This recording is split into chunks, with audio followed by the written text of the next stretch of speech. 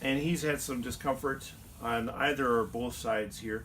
For you, Walter, do you tend to notice more tension or soreness on one side versus the other? Yeah, there's a little instability on the left. On the left side, okay. So so kind of up in this area here? Yeah. Okay, and down into this area as well?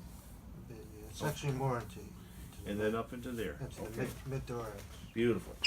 Okay, so what we're going to do is we're going to see what we can do to help some of these areas out here. And of course, there's going to be a little palpation to figure out like where does he need the most help.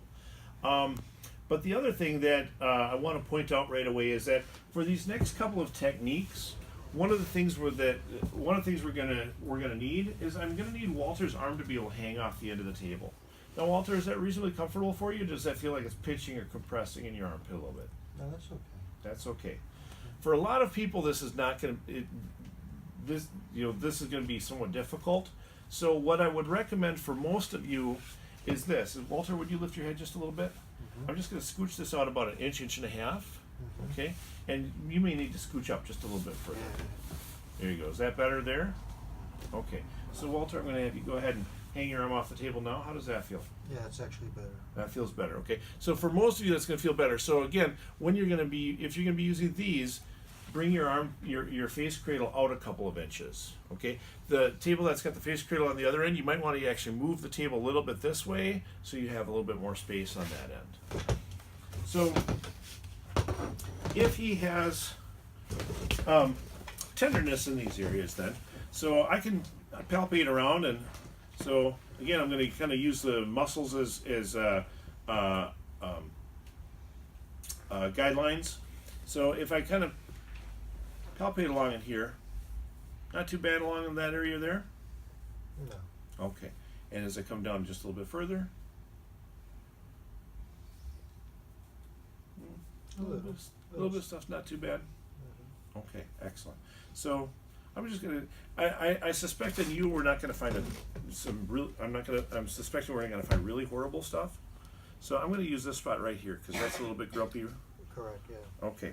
So what I'm gonna do is now some people, if just hanging their arm off the table, and what would be considered, if both of his arms were hanging down, and both of his legs were hanging down flat like this would be considered kind of a quadruped position.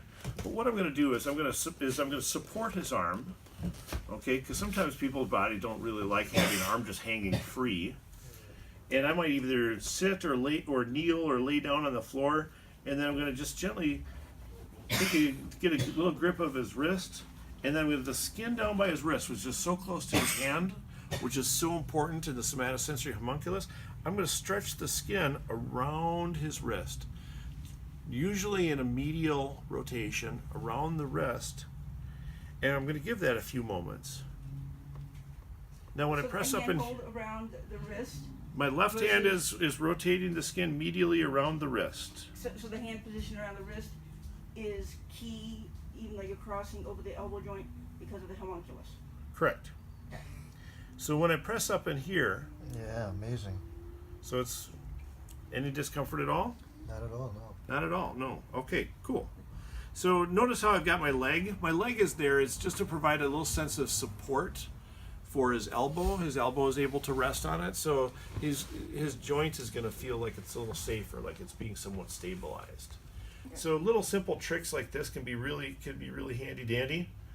Now, one of the things that is kind of cool is that we can adapt this. So let's say this is really helpful for somebody, but this is a chronic spot for them. Okay, so what I might do is say, okay, so his body apparently likes having his arm at that angle with the skin rotated. So what I'm going to do now is I'm going to take a piece of Dicem and I'm going to connect his skin to that Dicem. Okay, and what's happening? Friction and gravity are doing all the work. How much work am I doing? Yeah. Okay. When I press up in here, how does that feel, Walter? Oh, better, yeah. Okay. Even better than what I was doing with my hand. How far back and down the medial border of the scapula does this work? Depending on, for some people, I might have to take his arm to a different direction or different position. Okay. Wow, So the beautiful thing of Walter now is that, do you think you could do this on your own? Yeah, who's treating me now? I'm kidding, yeah. Gravity and friction.